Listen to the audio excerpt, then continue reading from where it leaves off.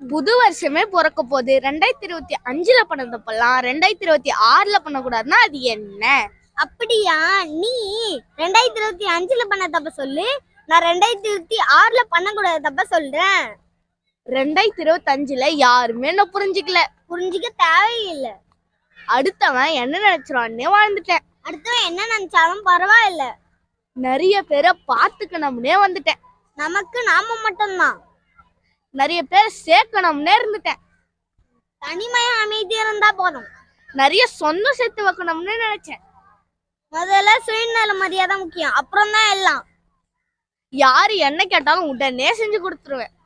முதல்ல எப்பயாச்சும் ஒரு வாட்டி முடியாது இல்ல தைரியமா சொல்ல கத்துக்கணும். அதாவது நோ சொல்ல கத்துக்கணும். இதெல்லாம் நீங்க 2026ல பண்ணுங்க. நல்லா இருக்கும்.